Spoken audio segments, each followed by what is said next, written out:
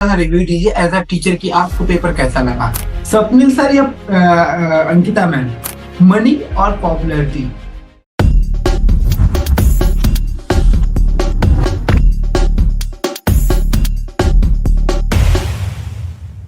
जी हाँ दोस्तों, मैं शुभम तिवारी आप सभी का स्वागत करता हूँ आपके अपने चैनल सूनर सीएस पर।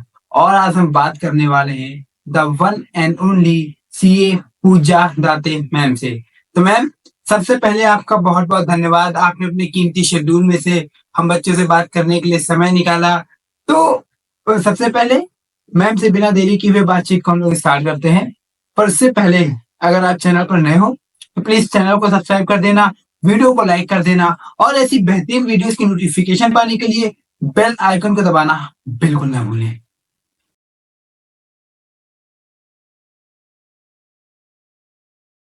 तो मैम, सबसे पहले मैं चाहूंगा, वैसे इसकी कोई जरूरत नहीं है, ऑलरेडी आप बहुत ही ज्यादा वेल नोन फैकल्टी हो, बट जो भी हमारे नए व्यूअर्स हैं उनको आप एक अपना छोटा सा इंट्रोडक्शन दे दीजिए ma'am. Yes. First, thank you for having me on your show. So I'm CA pleasure Pooja ma'am. Date. So I'm CA Pooja Date.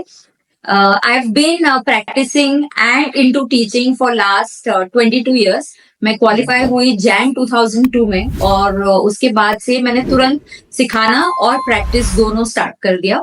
So I was a science student and I shifted to commerce and that's my journey basically. Okay ma'am.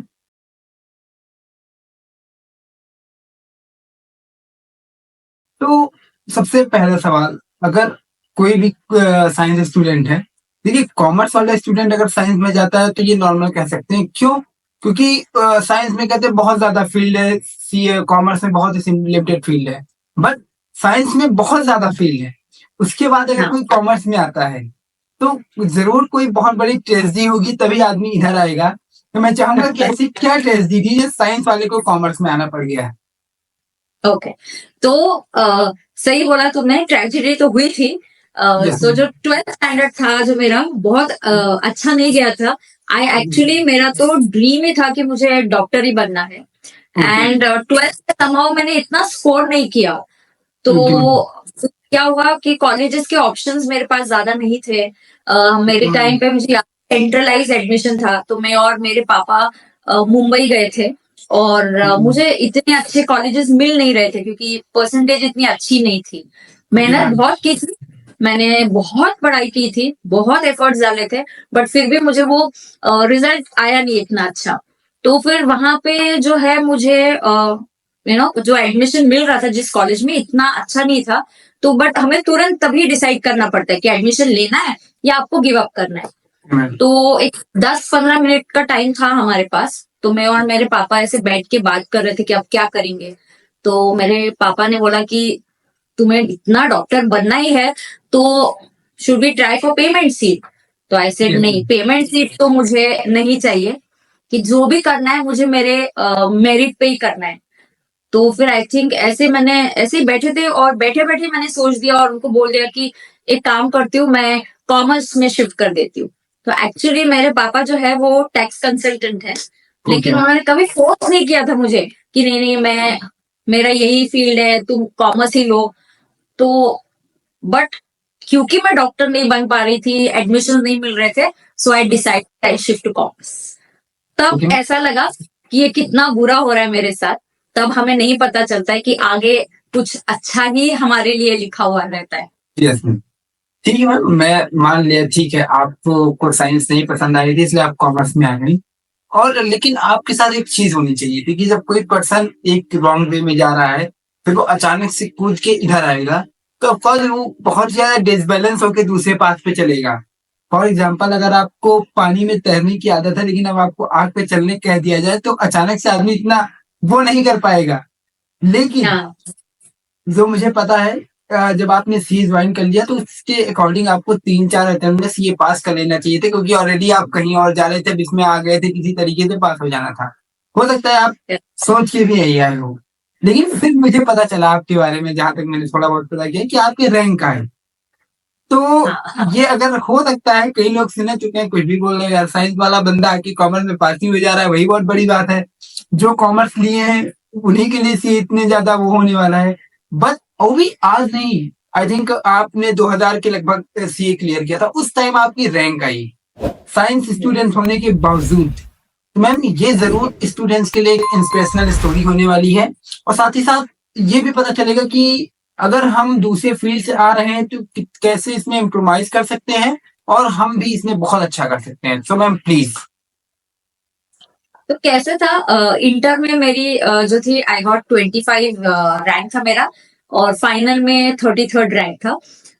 लेकिन initially ऐसा नहीं है कि journey एकदम smooth रही। मैंने काफी struggle किया, क्योंकि मैं ऑलरेडी ये डिसीजन लेते लेते मैं 6-7 महीने मुझे लेट हो गया था। Okay ma'am. तो जब शिफ्ट हुई तब मुझे ऐसा था कि अरे बाप रे, कॉमर्स का मतलब 11th-12th का कुछ बेसिक नहीं था। तो एक डर रहता है अपने मन में कि यार यहाँ जो कॉमर्स के बच्चे इनको सब आता है, और ये पहले से ही इन्होंने कॉमर्स का बेसिक किया हुआ है और मुझे कुछ भी नहीं आता है। तो अब ऑप्शन मेरे पास दूसरा था नहीं, क्योंकि मैं साइंस में फेल हो गई थी। मतलब जो मुझे करना था हो नहीं पाया। सो आई वाज लाइक अभी कोई चॉइस ही नहीं है, यही करना है और अच्छे से करना है। सो आई डिसाइडेड कि इसको एकदम बेसिक और कॉन्सेप्ट से स्टार्ट करेंगे। बहुत दोस्तों ने भी मुझे हेल्प किया, अच्छे दोस्त मिले, और उन्होंने मुझे काफी बेसिक्स में कभी कुछ डाउट होता था तो मैं उनसे पूछती थी, टीचर्स का सपोर्ट मिला। एंड आई थिंक एकदम कॉन्सेप्ट के बेसिस पे जो मैंने स्टार्ट किया, आई थिंक वहीं पे मुझे हेल्प हुआ इंटर और फाइनल को अच्छा एक रैंक मतलब मैं ले आई उसकी वजह से। क्या एक क्वेश्चन ये है कि अभी आज के टाइम में मैं देख रहा हूँ तो मतलब सीए ऑफ कोर्स बहुत ज्यादा लोगों में अब पॉपुलर हो रहा है, पहले इतना ज्यादा नहीं था। और अब मैं देख रहा हूँ कि बहुत सारे साइंस स्टूडेंट सीए उतना ज्यादा वेल नोन नहीं, इसलिए लोगों को बहुत देर में पता चलता है।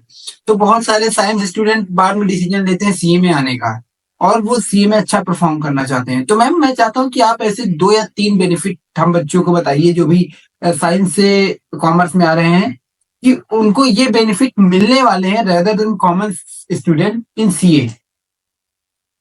तो कैसे होता है, कहीं ना कहीं 11th और 12th मतलब जब आप साइंस करते हो, एक एनालिटिकल स्किल्स होती है आपकी, अच्छी होती है। और वहां पे जो आपका जो थिंकिंग होता है वो बहुत स्ट्रॉन्ग, एनालिटिकल स्किल एक अच्छी होती है। तो ऐसा नहीं है कि ये कोर्स में आपको एकदम कॉमर्स का एकदम बेसिक से ही आए तभी आप कर सकते हो, ऐसा कुछ भी नहीं है। बहुत से लोग हैं जो बीएससी वगैरह करने के बाद भी CA yes ma'am. Course pursue.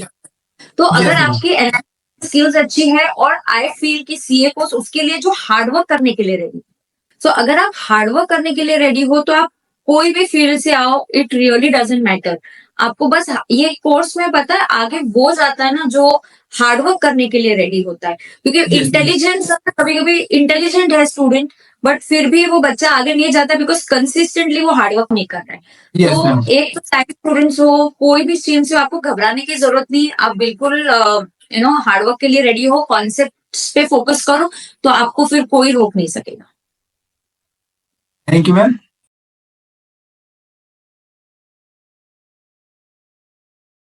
उसके बाद अगला सवाल ये है, जो आपके बारे में दूसरी इंटरेस्टिंग बात ये है कि आप टीचिंग भी करती हैं, साथ ही साथ आप प्रैक्टिस भी करती हैं। तो क्या प्रैक्टिस में इतनी इनकम नहीं मिल पाती है कि आपको टीचिंग में आना पड़ रहा है, या फिर टीचिंग में इतनी मतलब प्रैक्टिस में इतनी ज्यादा मतलब पैसा है कि आप अपना पैशन भी फॉलो कर रही हैं टीचिंग का, और सोच रही हैं कि प्रैक्टिस के पैसे भी कहीं ना जाए, इसलिए दोनों साथ साथ करते हैं। तो क्या रीजन है मैम आप दोनों कर रही हैं? तो कैसा था, teaching is something that I really like to do. तो Yes, कैसे ma'am. एक्चुअली स्टार्ट हुआ था कि जो जूनियर्स थे आर्टिकल्स मेरी फर्म में, उनको टैक्स बहुत ज्यादा डिफिकल्ट लगता था, और for me Yes, ma'am. Luckily मैंने काम भी टैक्सेशन में बहुत किया मेरे आर्टिकलशिप के दौरान। तो मुझे प्रैक्टिकल नॉलेज भी अच्छा मिला। आई लव दैट सब्जेक्ट, मुझे मजा आता था बेसिकली टैक्स पढ़ने में। तो जब उनको डिफिकल्टी जाने लगी तो मैंने बोला यार मैं तुम्हें सिखा दूंगी। So that is how office के कुछ 3-4 आर्टिकल्स आए। और एक छोटे से हमने, मेरे घर के सामने एक छोटा सा मंदिर था, वहां पे मैंने एक अंकल को रिक्वेस्ट किया था कि क्या हम वहां पे सुबह क्लासेस ले सकते हैं क्या। तो 4 से 5 मेरे ऑफिस के आर्टिकल्स आए, वहां पे मैंने उनको सिखाना स्टार्ट किया। तो वो तो मेरा पैशन है ही, but at the same time ना मुझे बहुत मजा आता है और इंटरेस्टिंग लगता है कि टैक्स प्लानिंग करो, कि टैक्स की प्रोविजंस को थोड़ा सा कहीं लूप होल ढूंढो या उसको अच्छे से प्लानिंग करके किसी बिजनेस में या जो क्लाइंट है उनको बहुत अच्छा फायदा करके हम दे सकते हैं और उनको अच्छी कंसल्टेंसी दे। एंड बेस ऑल्सो क्या था ना Shubham, my dad was into this field already, तो वो टैक्स कंसल्टेंट थे, तो मुझे वहां पे एक बेस भी मिला।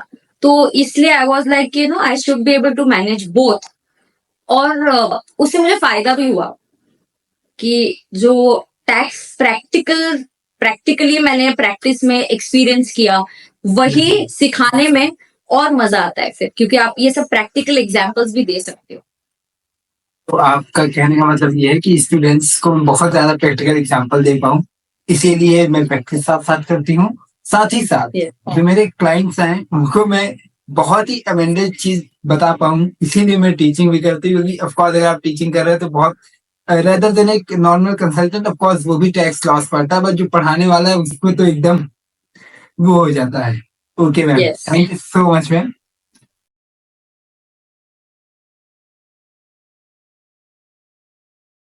उसके बाद अभी जैसा कि आई थिंक एक हफ्ता हो गया है एग्जाम खत्म हुए हैं जनवरी 21 में। तो जो टैक्स हाँ। का पेपर था, तो कई सारे बच्चे कह रहे हैं कि इस बार टैक्स का पेपर टफ आया था, और कई कह रहे हैं जीएसटी तो एकदम से आउट ऑफ द बॉक्स आया था। मैम मैं चाहता हूँ आप इस पे एक अपना छोटा सा रिव्यू दीजिए एज अ टीचर कि आपको पेपर कैसा लगा। तो अगर इनकम टैक्स की बात करें तो पेपर इतना टफ नहीं था, मतलब कोई नई एडजस्टमेंट नहीं थी, तो वही एडजस्टमेंट्स को घुमा फिरा के क्वेश्चंस आए हुए थे, सो वो काफी मैनेजेबल था। अगर जीएसटी की बात करें तो जो पहला क्वेश्चन था वहां पे थोड़ी सी ट्रिकी एडजस्टमेंट्स थी, तो और बाकी जो जीएसटी की थ्योरी थी वो काफी इजी थी एज कम्पेयर टू हमेशा जिस टाइप की थ्योरी आती है। तो इस बार जीएसटी की थ्योरी जो थी काफी इजी थी, जो पहला क्वेश्चन था थोड़ा सा ट्रिकी था, बट ऐसा नहीं बोल सकती कि पेपर बहुत ही टफ था कि बच्चे पास ही नहीं कर पाएंगे। तो it was a little above average, जहां पे स्कोर कर पाना, पास होना, एग्जाम्शन स्कोर करना आसान है, मुश्किल नहीं। ओके मैम, तो आई थिंक कि आप यही कहना चाह रहे हैं कि टैक्स का पेपर एवरेज ही था जैसा कि आता है। हाँ, बट अगर जब दूसरे सब्जेक्ट से कंपैरिजन करते हैं तो उसमें अपने आप टैक्स का पेपर ऊपर चला आता है टफनेस के लेवल में। वो हमेशा की बात है, टैक्स में ही कुछ ना कुछ इंस्टीट्यूट को पहले दो पेपर्स हम देखते हैं ना, अकाउंट इजी क्या, लॉ इजी क्या, तो बस अब समझ लो कि टैक्स का पेपर थोड़ा टफ आने ही वाला है। ओके मैम, अभी नया आ रहा है जो मतलब सरकार की तरफ से डायरेक्ट टैक्स कोड आने वाला है। तो अभी ऑफकोर्स अभी सारे अमेंडमेंट क्या क्या आ रहे हैं, कुछ इतना ज्यादा वो नहीं हुआ है, बट फिर भी जो 5 आप एक्सपेक्टेड जो भी पता है आपको, 5 बताइए जो कि आपको लगता है कि ये बहुत ज्यादा हेल्प करने वाली है, मतलब स्टूडेंट्स को स्टडी में और इन जो नॉर्मल साइकिल है लाइफ में वो भी बहुत ज्यादा ये प्रोविजंस बहुत ज्यादा हेल्पफुल होने वाले हैं अच्छा, तो ऐसे मतलब अमेंडमेंट मैं में। कुछ अमेंडमेंट्स में, तो हाँ, बेसिकली क्या है कि जो एक्ट है अभी, उसमें इतने सारे प्रोविजंस है ना जो यूजफुल नहीं है, रिडंडेंट है। तो yes, पहले ma'am. तो गवर्नमेंट ऐसा करने की कोशिश कर रही है कि यहाँ पे जो है 40% के आसपास कुछ सेक्शन या प्रोविजन डिलीट हो जाएंगे। तो एक अच्छी बात जो होगी, एक्ट का जो साइज है थोड़ा सा कम हो जाएगा, क्योंकि ये बहुत पुराना एक्ट है, ऑलमोस्ट 63 ईयर्स पुराना एक्ट है, तो हम वही कर रहे हैं। तो काफी सारी प्रोविजंस है जो हमें जरूरत नहीं है अभी। दूसरी है लैंग्वेज, इस एक्ट में जो लैंग्वेज यूज की गई है काफी टफ लैंग्वेज होती है, जहां पे इंटरप्रिटेशन के इश्यूज आ जाते हैं बहुत बार। तो निर्मला सीतारमन जी ने बहुत क्लियरली बताया कि हम पूरी कोशिश करेंगे कि लैंग्वेज जो है उसको बहुत सिंपल रखेंगे। सो उससे क्या होगा कि अंडरस्टैंडिंग और इंटरप्रिटेशन थोड़ा सा आसान हो जाएगा। ऐसा लग रहा है मे बी इस बजट में नहीं तो आगे कभी हो जाएगा कि जो 115 बैक की स्कीम है वही रह जाएगी, और जो ऑप्शनल रेजिम है वो धीरे Yes, ma'am. धीरे गवर्नमेंट डिलीट करे, ऐसा हमें लग रहा है। तो इसका एक फायदा होगा कि बच्चों को दो दो ऑप्शंस के टैक्स सीखने नहीं पड़ेंगे, तो ये एक अच्छी बात हो सकती है, बट वो कब होगी, we are waiting for it. जल्द हो जाए तो अच्छी बात है। मैम ये कहीं ना कहीं अगर हम लोग नॉर्मल मतलब ऐसा तो आपने एज ए स्टूडेंट बता दिया, बट आप एज अ पर्सनल एक व्यक्ति के रूप में, एक जो अर्निंग पर्सन है टैक्स पेयर के रूप में जब हम सोचते हैं, तो मैम आपको नहीं लगता जो सरकार डिडक्शन हटा रही है, जो एग्जेम्पशन हटा रही है, न्यू स्कीम में कुछ भी अवेलेबल नहीं है, और जब ऑफकोर्स जैसा कि आपने बताया एक्सपेक्टेड है और वो हो भी जाएगा कि पुरानी स्कीम को पूरी तरीके से लैप्स कर दिया जाएगा, तो ये सरकार को क्या देख के कर रही है कि ये मतलब लोगों के बेनिफिट में होगा? ऑफकोर्स सरकार अगर कुछ कर रही है तो कह सकते हैं कि वो कहीं ना कहीं लोगों के बेनिफिट में होगा। डिडक्शन वगैरह हटाने से लोगों का बेनिफिट कैसे हो सकता है मैडम? एक्चुअली जैसे ही ये स्कीम आई थी 115 बैक, इसका एक क्रिटिसिज्म भी हुआ था कि आप है जो आगे के जनरेशन है उनको सेविंग्स करने से उनको आदत जो सेविंग्स की लगती थी जनरली, कैसे होता था ना, लोग चलो एटीसी मिल रहा है तो एलआईसी प्रीमियम पे करते थे, कुछ tax yes saving ma'am. Investment करते थे। अब यस अगर मैम। आप वो भी नहीं दोगे लोगों को तो फिर कोई इंसेंटिव ही नहीं यस बचता। मैम। Yes ma'am. वैसे भी ये जनरेशन जो है सेविंग्स नहीं करती है, तो वो एक मुझे लगता है कि एक बड़ा ड्रॉबैक है कि आप डिडक्शंस नहीं देके, ये एक ड्रॉबैक है। बट अभी let's see what the government says. But एक ऑफ कोर्स वो क्या कर रहे हैं, डिडक्शंस ले रहे हैं आपसे, बट आपको टैक्स के रेट्स जो है कंसेशनल रेट में 115 बैक में काफी कम भी है, यस मैम। स्लैब्स ऑफ काफी कोर्स। बेटर यस है। मैम। तो वो एक डेफिनेटली फायदा है, बट इसमें सबसे बड़ा ड्रॉबैक है कि डिडक्शंस नहीं होने का। मुझे ऐसा लगता है पर्सनली कि एटीसी, एटीडी, मेडिक्लेम, ये कुछ यस जो मैम। नेसेसरी डिडक्शन है ये गवर्नमेंट ने देने चाहिए। के बाद थैंक यू मैम, मुझे सब बताने के लिए बहुत ज्यादा डेप्थ की बात हो गई। Thank you ma'am.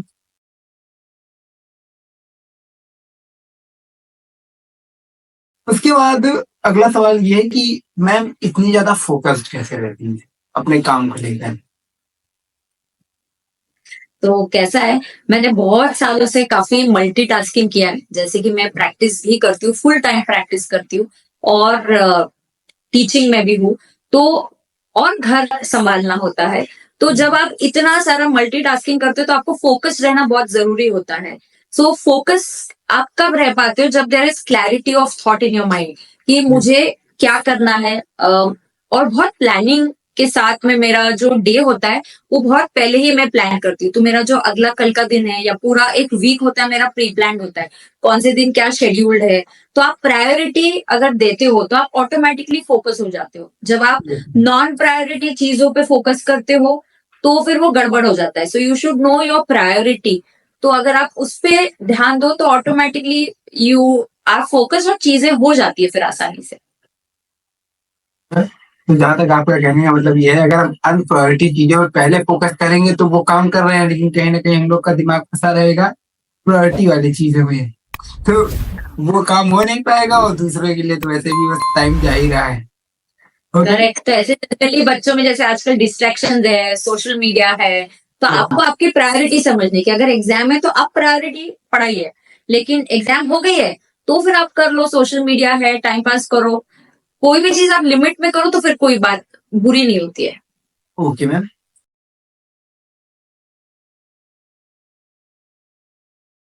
उसके बाद में नेक्स्ट क्वेश्चन ये है कि एक स्टूडेंट का क्वेश्चन आया है कि एक वर्ड आता है कंपैरिजन, और लगभग दुनिया में जितनी भी चीजें हैं या वर्ल्ड में जितने भी पॉइंट्स हैं, सबके दो एस्पेक्ट्स होते हैं, एक पॉजिटिव एक नेगेटिव।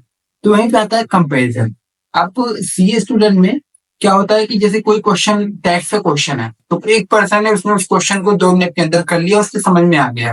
वहीं एक दूसरा ऐसा स्टूडेंट है जो उसको कर रहा है कर रहा है कर रहा है, एक बार नहीं हुआ, 2 बार नहीं हुआ, 3 बार नहीं हुआ, चौथी बार में उसका हो गया। वो पर्सन, अब वो पर्सन ये सोच के खुश हो कि उसने 4 बार मेहनत की, उसने कर लिया, या फिर वो व्यक्ति इस बात को सोच के दुखी हो कि यार जो उसने तो अगर उस क्वेश्चन को 1 मिनट में कर लिया, तो जितनी देर में मैंने 1 घंटे में, फॉर एग्जाम्पल मैंने एक क्वेश्चन किया, सामने वाले ने 1 घंटे में 4 क्वेश्चन कर लिए। एग्जाम सबको 9 महीने बाद ही देना है, उसको कोई अलग टाइम नहीं मिलेगा। तो इसे मैं पॉजिटिविटी में लूं यार लेकिन मैंने कर लिया, या फिर इसे मैं निगेटिविटी में लूं नहीं मुझे जल्दी करना चाहिए? लाइफ में तो मेरा मानना है कि आपने हमेशा पॉजिटिव ही रहना चाहिए। तो पॉजिटिव बात यह है कि आपने कर लिया। और कंपैरिजन की अगर बात करेंगे ना शुभम, तो कैसे होता है, हर पर्सन का एक क्लॉक होता है।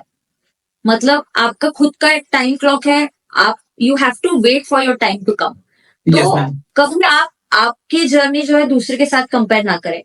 यस और आपको क्या रहता है ना, जैसे किसी को थ्योरी पसंद है, किसी को थ्योरी मैम। पसंद नहीं होती, कोई यस मैम। प्रैक्टिकल सब्जेक्ट में अच्छा होता है।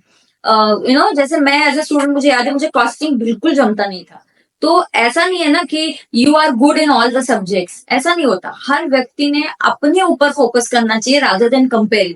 तो आप आपकी वीकनेस देखो, आपकी स्ट्रेंथ देखो। जो स्ट्रेंथ है उसको आप आपका स्ट्रेंथ है तो आपको पता है कि ये मेरा प्लस पॉइंट है। जो आपकी वीकनेस है उस पे आप फोकस करो। तो एज अ पर्सन आप आपकी डेवलपमेंट पे फोकस करो और Yes. हमेशा पॉजिटिव। ओके, मैं समझ गया। मैम के कहने का मतलब ये है कि बेशक आपने टेस्ट का क्वेश्चन 1 घंटे में तैयार किया, तो हो सकता है कॉस्टिंग का क्वेश्चन है वो 5 मिनट में आप कर ले जा रहे हो, एंड अदर पर्सन उस क्वेश्चन को करने में 1 घंटे लगा रहा है, तो कहीं ना कहीं वो बैलेंस बना ही रहता है। Right ma'am? बनाए। Yes. Okay ma'am, thank you.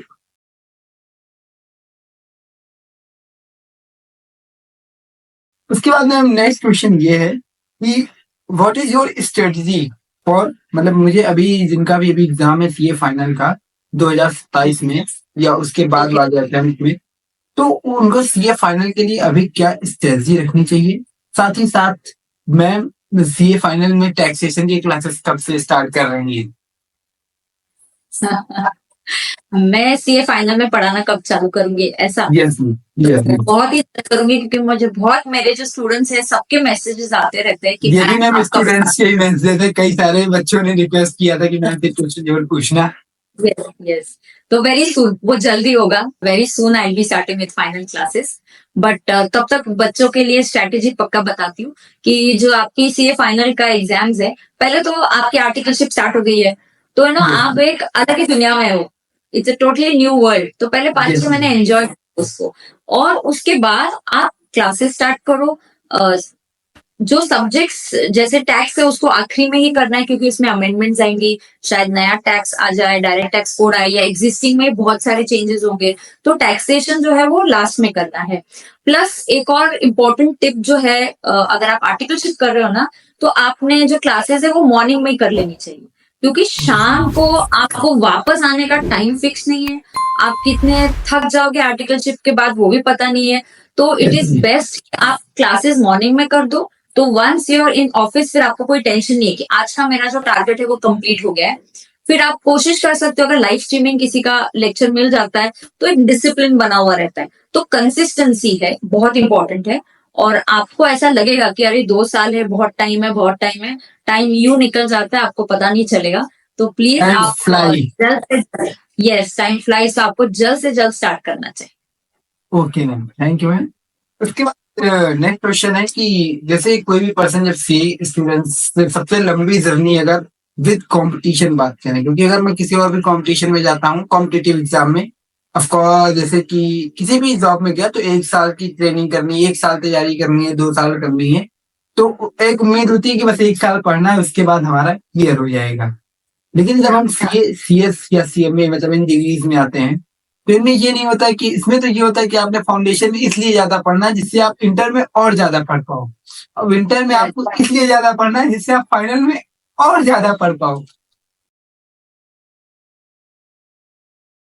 तो Correct. इसमें जब स्टूडेंट्स के रिजल्ट आते हैं, 1-1, 2-2 साल, 3-3 साल, 4-4 साल की जो मेहनत होती है वो सिर्फ 1 सेकंड में पता चलती है, और वो 1 सेकंड किसी भी स्टूडेंट्स के लिए कहते हैं ना स्वर्ग जैसा होता है, कि स्वर्ग वाली फीलिंग आती है। मैं चाहता हूँ कि आज से 20 साल पहले पूरा एरा चेंज हुआ होगा। आज तो लोग रिएक्शन वीडियो बना के यूट्यूब पे डाल देते हैं। मैं चाहता हूँ कि आज जो भी हमारे ऑडियंस है उनको आप आज से 20 साल पहले ले जाइए और बताइए कि उस टाइम आपका रिजल्ट रिएक्शन क्या था सीए इंटर और फाइनल का। ओके। तो पहले तो बहुत ही इंटरेस्टिंग है, तुमने बोला 20 साल पहले के एरा में, तो बहुत इंटरेस्टिंग बात क्या होती थी ना शुभम, हमारे जो रिजल्ट्स है, फैक्स आता था दिल्ली ऑफिस से, आईसीआई पूना ऑफिस में फैक्स आता था, और वो नोटिस बोर्ड पे लगाते थे। तो जैसे आप पिक्चर में देखते हो ना, वो नोटिस बोर्ड पे आप आपका रिजल्ट ढूंढो, और फिर आपको टाइम सीए में ये था। हाँ, तो हम वैसे देखते थे। और मुझे ऐसे मेरे पापा बोलते थे कि पहले, इसके पहले का तो रिजल्ट न्यूज़पेपर में छपता था और एक बॉक्स में आता था, क्योंकि पासिंग परसेंटेज तो इतना कम था तभी। तो तभी तो टाइम किसी न्यूज़पेपर में पब्लिश होता था उसके पहले रिजल्ट। मेरे टाइम में फैक्स आता था, और तभी ना रैंक तुरंत नहीं पता चलता था, बस पास या फेल पता चल जाता था। और एक महीने भर के बाद, 20 दिन के बाद आपके घर पे, अगर आप रैंक होल्डर हो तो आपको आईसीआई का लेटर आता था कि कॉन्ग्रेचुलेशन, आपने रैंक सिक्योर किया है, और एक मेरिट लिस्ट आ जाती थी। तो हमारे टाइम पे जैसे मैंने बोला फोन वगैरह ये कुछ नहीं था एंड तो इसीलिए मजा तो क्या, इट्स लाइक अभी भी रोंगटे खड़े हो जाते हैं अगर इवन रिजल्ट की डेट जब स्टूडेंट्स की भी होती है तो इट्स लाइक धक धक होता है कि इट्स रियली वेरी एकदम टेंस्ड अब तो इस माहौल बार रहता तो है। आईसीआई ने इस बार तो भी आईसीआई ने बदला भी दिया था, रात में 11 बजे रिजल्ट देके। हाँ ना, और इस बार तो आईसीआई अभी रिजल्ट सब फेस्टिवल्स पे लगा रही है, आई डोंट नो कितना बच्चों को परेशान करेंगे और ये Yes. तो हमारा मेरा जो फाइनल का रिजल्ट था शाम को आने वाला था, तो मुझे याद हम्म। है हम 2-3 दोस्त मंदिर में गए थे कि भगवान के थोड़े से दर्शन वर्शन कर लेते हैं फिर रिजल्ट अच्छा आ जाए। तो एक्चुअली फिर उस दिन आईसीआई ने रिजल्ट शाम सुबह ही लगा दिया था, तो हम जब मंदिर में थे तो एक फोन आया कि रिजल्ट आ गया है। तो जो मेरे साथ मेरी दोस्त थी उसका क्लियर नहीं हुआ था, और तब फिर मैंने भी कॉल करके फिर पूछ लिया कि यार मेरा रिजल्ट क्या है, मेरी और एक दोस्त को बोला तू चेक कर ले। तो मैं पास हो गई थी, तो मैं क्वालिफाई हो गई थी, बट आई स्टिल रिमेम्बर कि मैं सेलिब्रेट नहीं कर पा रही थी बिकॉज जो मेरी बहुत अच्छी फ्रेंड थी वो क्वालिफाई मतलब वो उसका नेगेटिव रिजल्ट आया था। तो इसके लिए वो मैं खुश तो बहुत थी बट इतना मुझे मेरे दोस्त के लिए बुरा भी लग रहा था। हम समझ सकते हैं, होता है एक्चुअली, ये सीए में सबसे ज्यादा होता है। सीए यस, एग्जाम में बहुत होता है कि आदमी एंजॉय नहीं कर पाता है जस्ट क्योंकि उसके फ्रेंड का नहीं हुआ होता है। Correct correct. तो जैसा कि मैंने सुना है आप प्रैक्टिस करती हैं और आप टीचिंग करती हैं। मैंने सुना है कि सीए में मोस्टली 3 चीजें की जा सकती है, मतलब इन जनरल जॉब, प्रैक्टिस या टीचिंग, जिसमें सबसे हाईएस्ट इनकम की बात अगर आती है तो प्रैक्टिस में कह सकते हैं, उसके बाद टीचिंग और जॉब। तो जॉब तो आप ऐसे भी नहीं करेंगे, जो टॉप प्रायोरिटी जिसमें हाईएस्ट इनकम आती है वो होती है प्रैक्टिस और टीचिंग, और आप दोनों कर रहे हैं। तो जो से इनकम होती है वो हम लोग के सोच से ऑफकोर्स परे होने वाली है, और इसीलिए मैं बस ये जानना चाहूंगा जो हमारे स्टूडेंट्स हैं उनको आप ये बता दीजिए कि प्रेजेंट टाइम में आपकी इनकम किससे ज्यादा हो रही है, टीचिंग से या प्रैक्टिस से? तो बता दूं तो प्रेजेंट टाइम में मेरी जो इनकम है फिलहाल टीचिंग से ज्यादा हो रही है। तो because right now I am focusing more on teaching and जो क्लाइंट्स है प्रैक्टिस में आई एम लाइक जितने क्लाइंट्स है एग्जिस्टिंग उतने ही है, उससे ज्यादा अभी मैंने लेटेस्ट बहुत सालों से नए क्लाइंट्स को हमने ऐड ऑन नहीं किया है एज अ ओके डिसीजन। तो फिर बट है दोनों में आप अच्छे पैसे कमा सकते हो, प्रैक्टिस में भी काफी स्कोप है और टीचिंग में तो स्कोप है ही है। Ma'am, okay. उसके बाद नेक्स्ट क्वेश्चन ये कि जब हर पर्सन की लाइफ में प्रॉब्लम्स आती है, डिप्रेशन में, नॉट मतलब that type of depression, but कभी कभी सैड होता है या प्रॉब्लम में होता है, उसे डिसीजन लेने होते हैं, तो आप कौन ऐसा पर्सन है जिसको आप सबसे पहले इस एडवाइस लेने के लिए सीख करते हो कि इनसे एडवाइस लूंगी तो अच्छा एडवाइस मिलेगा एंड ऑल? Okay. तो जब भी मैं मेरे लाइफ में कुछ दोनों मतलब कुछ बहुत सैड हुआ या बहुत अच्छा भी हुआ तो मैं जो पहले कॉल करती हूँ वो है मेरे पापा को और मेरे हस्बैंड को। मेरे पापा और मैं काफी क्लोज रहे, he has always been very encouraging. मैंने एम्बिशियस होना या मुझे एनकरेज करना उन्होंने बहुत मेरे लिए आई थिंक एफर्ट्स लिए और बहुत कुछ सीखा है मैंने उनसे। And my husband because he is also a chartered accountant and so कैसे होता है ही अंडरस्टैंड्स कि हमारी फील्ड कैसी है। Of course he is not into practice, he is into job. तो फिर ही डज अंडरस्टैंड कि सीए फील्ड कैसी है, तो डिस्कस करने में बहुत आसान जाता है जब आप सेम फील्ड से होते हो तो। ओके मैम, एक क्वेश्चन जो मतलब स्टूडेंट का बनता है एज आ, आप मतलब मैं ऑफकोर्स मैं इक्वलिटी में विश्वास करता हूँ, बट फिर भी एक ऐसी मतलब कुछ ऐसा अगर एक कंपैरिजन करें एक नॉर्मल मैन के अकॉर्डिंग और वुमेन के अकॉर्डिंग, तो आपको क्या लगता है कि आज के टाइम में जो गर्ल्स हैं उनको क्या ज्यादा प्रॉब्लम फेस करना पड़ता है आफ्टर मैरिज, प्रैक्टिस में या टीचिंग में, रेदर देन अ मैन, और वो आई टेल यू मैनेज कर सकते हैं? क्या कर सकता है।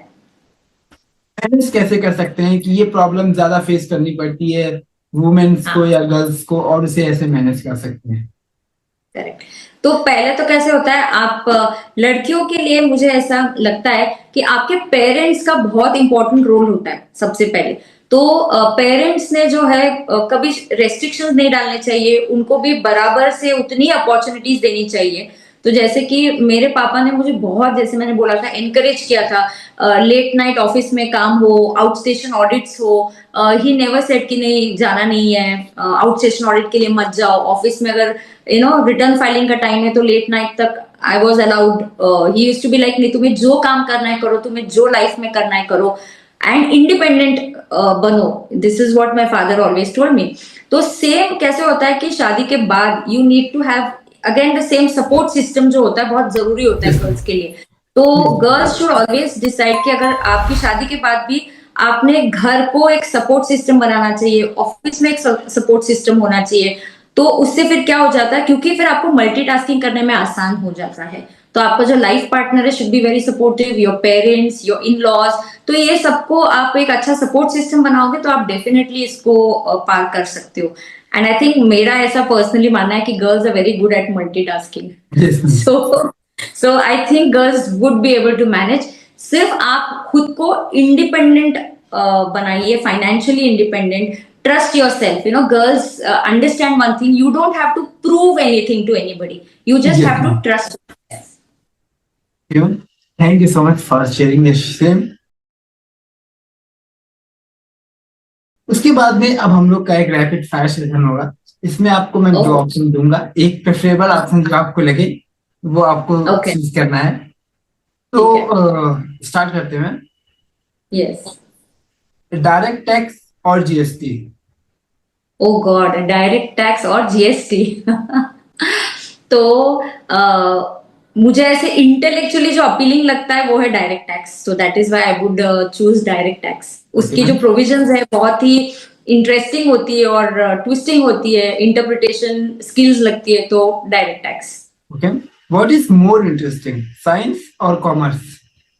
Of course commerce, any day commerce. Okay ma'am, next question is money और पॉपुलैरिटी?